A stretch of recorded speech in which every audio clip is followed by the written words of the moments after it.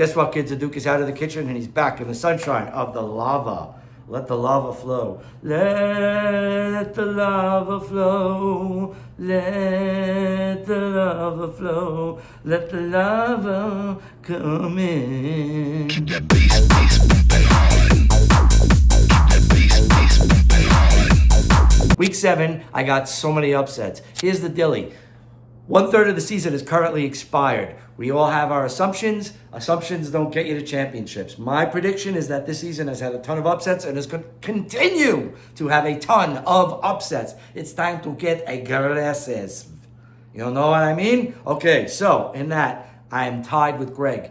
I lost one to him last week. We are currently tied. He went 9-6. I went 8-7. Boom. We're both stuck at 52-40, which everybody's taking a beating this year. So I'm out of the kitchen. I'm going back to my natural environment, my natural habitat, the lair of the Duke.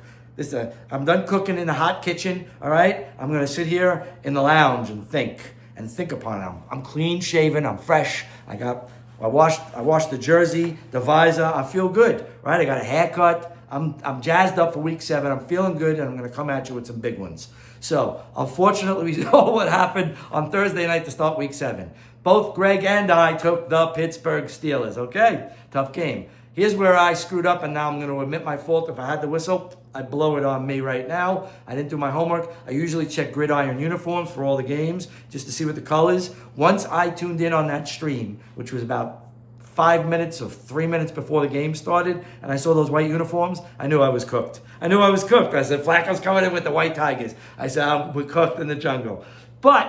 And that was that. But I knew it was going to be a great game, and it was all the way, it was awesome. So congrats, Joe Skinny. But as a result, me and Greg are both 0-1. We played it conservative. We played it safe. No more. Now I'm starting to get a little, this is what Duketown specializes in. So here we are, the back half of the season, and we're in mode, baby. Let's get cooking. Week 7, here's what I got for you. I got the Los Angeles Rams are flying into London, England. Again, this one's at Wembley Stadium, and they're playing the Jaguars of London. This is the 14th time the Jags are coming. Here's what I know about the Rams. Number 1, there's no Puka Nacua. Number 2, there's no Rob Havestein. And number 3, they're not landing until early Saturday morning, which means not a lot of time in prep for the game the next day if they're landing Saturday morning. What I know about the Jags is they live there. They own that place. They breathe that place. That's their team. They're at home, truly. And I say they get an upset, and I say they get a win. I got them. Upset for you. Boom! Jacksonville Jaguars are now the London Jaguars in Wembley Stadium, and Wimbledon, and they're going to London, and they're taking it. So I got them, Jaguars. Okay. Me and Greg different on that pick. Let's get on to it. New Orleans Saints are going to the Chicago Bears. Last week, the Bears scraped one out against the Commanders. Okay, that was cool. I think they're feeling good. I think they scrape another one out. This one against the Saints, yeah, come on. But I picked them for a win, and then I tried to stretch that. They were at home against the Pats. No, the Pats showed them right, and I learned my lesson. So, yeah, taking the Chicago Bears at home. Tight game. Spread is like, no, not that tight. Bears are favored, so no big deal. Okay, moving on. Here's a good one. Miami Dolphins at the Cleveland Browns. Okay, they still got the rookie quarterback at Cleveland. It's going to be bad weather. The Dolphins, there's no Tyreek Hill, but yet, overall, I feel like the Dolphins, they went head-to-head with the Chargers last week. That was kind of interesting. And I feel like, overall, they have a lot of experience for that unit with that coach. And I just feel like it's going to be a factor. They're just going to get through the bad weather, and they're going to get that win. So I got them. Dolphins in the snow. Instead of making snow angels, you can make snow dolphins, right? Fucking, what's that? Flipper. Fucking flipper. Candy flipper. All right, let's go. New England Patriots. So I'm thinking of the Dolphins. New England Patriots and the Tennessee Titans. Here comes Mike Vrabel. He was the coach of the Titans. He did good for them, right? He got them shaped up. He left. He was one of the greatest Patriots I've ever seen as a player, and looked like he's headed that way as a coach because he's killing it. There's rumble tumbles in the Patriot locker room. People talking like saying, "Hey, we're taking the division." Okay, so we'll see. We'll see what happens. But what I know is he's got them ready to play. All right, they're on the road. They're going to Tennessee. Tennessee's a little banged up, a little whatever. I think the Patriots are giving 7 on the road, and yeah, they're going to take that game with Mike Vrabel, and I think that'll be 5 in a row. Whoa, hello. Mike Vrabel. I knew it. Sometimes a fit is a fit. When it fits, and it works, and it's there. Let it come. The magic. We're getting close to Halloween, where the spirit, where the veil between the living and the dead becomes its thinnest at 12 or 12:30, whatever it is. Anyway, meaning we're looking into all sorts of possibilities. Anything is wide open. The Duke, he's open to all sorts of consigliere. Okay, even the mystics. All right, all the great rulers, they all had their mystics. Come, say me a sooth. What does it sooth say? Whatever. All right. So anyway, back to the games. I got him. Pats on the road over Titans. Las Vegas Raiders, the Kansas City Chiefs. I love the Chiefs at home. They give it 12.5, and I don't think it's a big deal. And that's it. That's all I got to say about that. They get Rashid Rice back, and they'll be faster and even better. Got him. KC and the Sunshine in Week 7 over Raiders. Philadelphia Eagles in the next game, and they're going to Minnesota Vikings. They're going to play against Carson Wentz, who's listed as the starter, but JJ is questionable. So I won't be surprised if that guy pops in at some time. And probably change the dynamic of the game. However, Eagles, with all those losses, I think they've gotten to them. And I think they get right on this. On the road, and I got them. The Eagles, Eagles on the road in a get-right game in Minnesota. Next game up. I have to take a sip of I'm going to have to drink some Kool-Aid for this one. Drink a little Kool-Aid for this one.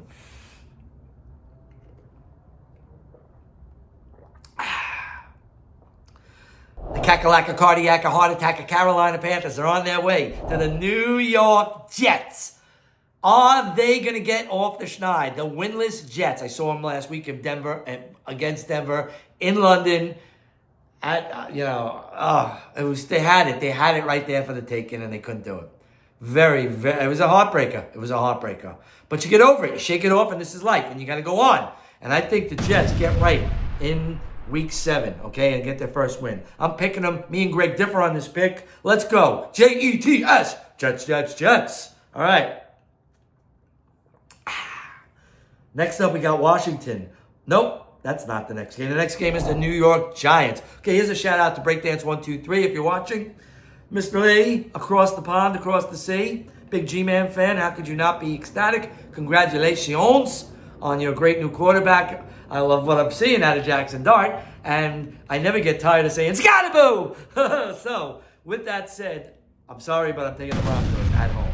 I think the Giants run a little run. I think they all get some hot games. They've got a future. They're exciting. They're fun to watch. And they're going to keep it real close. And it's going to be a great game. But in the end, I think the home field advantage is what makes a difference on this game for Jackson Dart, who's not ever played there before at Mile High against a hot little offense. And I know I watched them last week, Denver. Okay, they didn't do all that, but they won the game. And they won it. Okay? And they put the Jets out. The Jets should have had it. So it's possible. G-Man, let me tell you, the G-Man could do it. I'm not knocking it, but officially, on paper, taking the Broncos, I'm not going crazy on that one. Okay, we don't go upsets on every single game. Okay?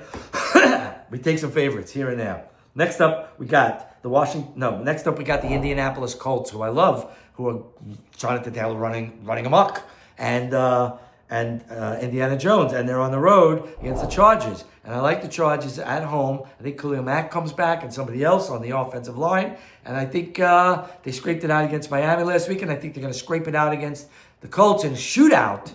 So I'm taking them in LA. I'm taking them Chargers over Colts. Is it an upset? It's tight. Colts are getting 1.5, but really they should be getting 2.5, so meaning they're a 1-point favorite in the eyes of the odds makers, whoever that may be. All right, next we've got Washington Commanders against the Dallas Cowboys. I've got an upset in this game. Again, another upset. My hat's crooked. Hold on, let me fix it. Let me get right. I can see myself. Nice to have a monitor. Not that I look at myself all the time. I usually don't. Sometimes then when I do, I get shocked. You ever look at yourself? Your face is melting? How about that face that Flacco made when he dropped that ball? He's like, oh, it was crazy. Fucking Joe Skitty. All right, that was a good game. Good game. The White Tigers in the jungle. Crazy. Love those unis, man. Love those unis. All right, back to it. So where were we? I took the Chargers. Now we're at the Commanders, and we're at the Dallas Cowboys, and I'm taking an upset. Greg is taking the Washington Commanders. There's no Terry McLaurin. And Debo's banged up, and I don't know if Debo's even playing. They're on the road, division rivals. Cowboys got a bad taste in their mouth on that Panthers loss last week. I saw it. I think they respond, and CD's back. And I think that being at home, this is going to be a good Sunday for them. I got them in an upset. Dallas Cowboys it's Commanders given 2.5, so really it's like a 5-point swing. So I got these underdog Cowboys at home on Sunday. Suck on that, baby. Suck on that, Washington. All right, next up, we got the Green Bay Packers going into the Arizona Cardinals. There's probably no Kyler Murray. The Packers, they're a little banged up, but most of them should be playing. They're a heavy favorite, given 6.5 in the desert, and I got them. Packers over Cardinals in the desert. And then we've got another one, another big upset for you. Upset alert, Sunday night. Ho! Dirty Birds coming to town. San Francisco 49ers defending the fort up in Santa Clara. And Kittle's back, yes, but Fred is out, and that's monsters. Monsters. That is lays down a monster, okay? So, with that said, I got the Dirty Birds in an upset on the road. Me and Greg differ on that. He's got the Niners. Okay, there's another biggie. And then we come to Monday Night Football. Monday Night Football, we got 2 games. We got the first game is the Tampa Bay Buccaneers, and they're at the Detroit Lions. And they are so beat up and decimated, but they just keep plowing away. The Tampa Bay Bucks. They're currently listed as number 1 in the power rankings. Right behind them, their contender, their competition for the night, which will be on Monday night or late Monday afternoon, the Detroit Lions, currently listed as number 2 in the power rankings. And I think the Lions take it at home and take over. I think it's just too much for the Bucks with all those injuries. Yes, some of these guys may be playing, they're up and down, but they're beat up. They're beat up. They've been playing great, though. Hats off to Baker Mayfield. It's just fantastic performance. Just never gives up. Just what a fighter this year. But unfortunately, I'm picking Detroit. I'm taking the favorite. But there's 2 games on Monday night. And on the second game, I'm taking the upset. I'm taking the Houston Texans coming off a bye week. Speaking of bye weeks, there are 2 teams that are on bye. So there's only 15 games. The Bills are on a bye. The Ravens are on a bye. But coming off a bye week is the Houston Texans. They're going into Seattle, who I took last week, who are playing great. But I think the Texans got a little something on the late Monday night game. I smell something funny. I feel like they're little Texas Devils. They're going to go run amok up there. I liked what I saw out of them before the bye. And I'm going to go with them. So, Texans, there's another upset for you. So, just to recap, me and Greg, we split on the following games. He's got the Rams. I got the Jags in London. The Jaguars of London. He's got the Carolina Cackalack Panthers. I've got the New York Jets. That's 2 we differ on. Number 3 is he's got the Commanders, and I've got the Dallas Cowboys at home as underdogs. And then number 4, he's got the 49ers at home, and I've got the Dirty Birds, Atlanta Falcons on the road. And then number 5 on Monday night, last game of Week 7, he's got the Seahawks, and the Duke's got the Houston Texans. Yeehaw! Let's go, kids. Balls out, baby. Week 7. Thanks for tuning in. Love you. Appreciate you. Go get them. Back in the lava, baby. Let the lava flow like a river to my people, baby. Duke's Picks, Week 7. Love you.